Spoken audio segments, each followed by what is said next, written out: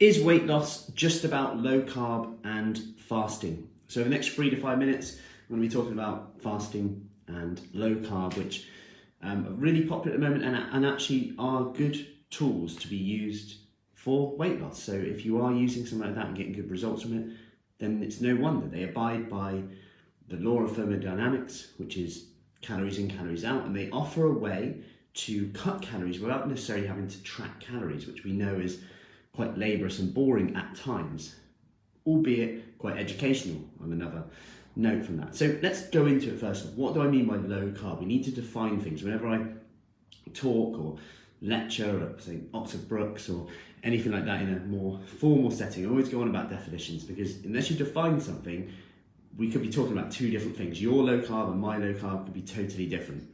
So let's define what low carb means. Well, low carb actually just generally means lower than like your standard Western diet. So low carb in a lot of research studies is actually only about around 30 to 40% of your diet coming from carbohydrates, which is probably higher than you probably think. That's 30% of your day coming from carbs, which when you think about what most people think of a low carb diet, like, oh my God, I can't even smell bread anymore. So a lot of the research is actually coming from out of there. So if you see something that's like low carb diet's better, you've sometimes got to look in on how low did they go?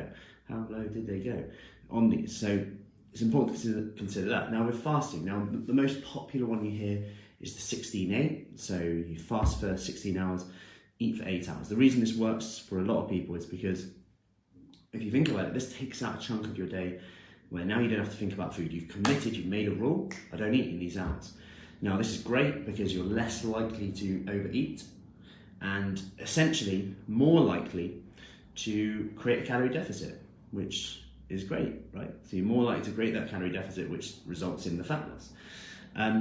It also may help with hunger. It might help people get more at one with hunger, because you go through periods of day where maybe you feel your stomach rumbling a little bit, but you're like, I'm just sticking to this rule because this is what I do. Now for some people though, this can backfire, because if you have any kind of binge eating tendencies or anything like that, it can exacerbate that relationship with food. Now I say exacerbate, it doesn't necessarily cause, and that's an important one to distinguish, because it's very easy just to bash one thing. Like calorie counting is a great way of measuring how much you're eating and actually getting some good answers in terms of helping a nutritionist or someone like myself, really look at, okay, what are you actually putting in right now, even for a few days. And to say that, you hear some things online, you shouldn't calorie count because it should cause an eating disorder. The research doesn't actually show that. It shows that basically if you've got an eating disorder and then you calorie count, it can exacerbate that.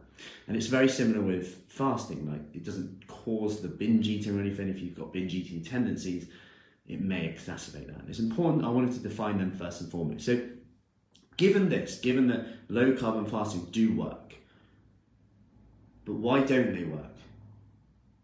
On occasions, people just struggle to stick with them. Maybe they're too rigid around their social life, psychosocial benefits. I can't eat during this time. It's a family event, Now, this is where we need perhaps a more flexible approach, because as you can see here, although you look at the low carb model and they talk about insulin a lot, insulin is a fat storage hormone, or a storage hormone if you like, and this does play a role. This does play a role in weight gain, etc. And you can assume that it's just insulin. Now insulin plays a role. Keeping insulin low is an idea where you keep carbohydrates low, so you've got less of a storage hormone around. However, one of the caveats to this is that if you look at something like whey protein, so whey protein, for example, is insulinogenic, which means that it actually has an insulin response, but it doesn't really give you loads of sugar, because it's just fast digesting protein. So your sugar levels don't really rise, but you get an insulinogenic effect, which actually potentially helps lower your blood sugar levels more. So there are a lot of caveats to this. Now, if it was as simple as that, in terms of this helps with cravings, hunger, and all those things, you could argue that we'd be able to stick to a low carb diet forever. We'd be able to fast forever, because we're keeping insulin levels low. This helps our cravings, this helps our hunger. Say that you hear stuff like this. You would argue then that why can't we stick to it forever? Well, it's because there's something else going on, right? It's not as simple as just what we eat, although that's important, but it's where we are, our environment as well.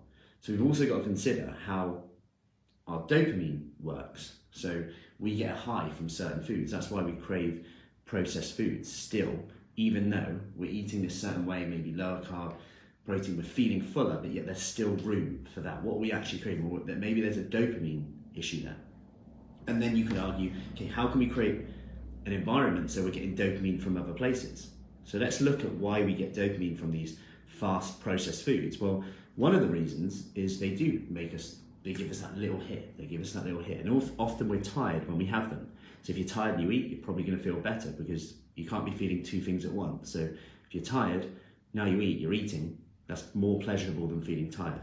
Just like if you're anxious, now you're eating, that's more pleasurable than feeling anxious. So you've got to consider that. What could we do instead of that? Well, one of the things is convenience. Can we make something more convenient to grab? For example, I could say that, okay, I'm going to have pre-cut things around me in the office. I'm going to take, yogurt, berries, whatever. Make something convenient. So we get a dopamine hit from saving the time at the very least. Then you've got the exercise side of things. I speak to people who say, yeah, I've stopped eating in the evening so much because I exercise in the evening. I don't like exercising in the evening, but I enjoy not kind of having those urges, binges, and I'm feeling more in control in the evening now, which then allows me to lose weight, get fitter. I'm more mobile now, more flexible now, I'm stronger now, I'm into a routine now, and this is just what I'm doing, this is working. So that's where we need to consider the issue of dopamine and convenience, as well as low carb fasting, why it's not always about what you do, but actually is it abiding by the principle of calories in, calories out? Is it fitting your lifestyle? And even if you are using that low carb, use the fasting, use them if that's working for you, and know you can deviate and be flexible, providing that you abide by the rules of calories in, calories out. So it could be that a few days you just don't follow those so strictly, but you create your own version. For example, I spoke to someone the other day and they were like, I just feel better on lower carb, like as do I actually. Lower carb, more energy levels are better, great, perfect. But this weekend I'm doing this and this and this, great. If you really wanted to, you can just choose to enjoy yourself and be okay with that. It might slow down your progress, but that's why you're doing it, right? Those social events, time with family. Or you could just say, I'm gonna increase my carbohydrate intake a little bit, but I'll probably just try and lower my fat intake on a few days prior to that. And that'll just help coincide with the calories a bit, if you really wanted to. Or just take it for what it is, choose the choice, make the choices you want to make, just get back to normal on the Monday.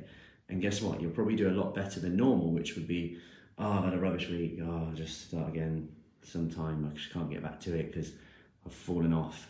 And then we focus on falling off rather than just going, I'm just going to get back to it right now in this moment because that's all that exists. Anyway, I hope that helps. Any questions, as always, let me know. Have an awesome Wednesday. And any questions on that, just comment below and I'll see you soon. Take care.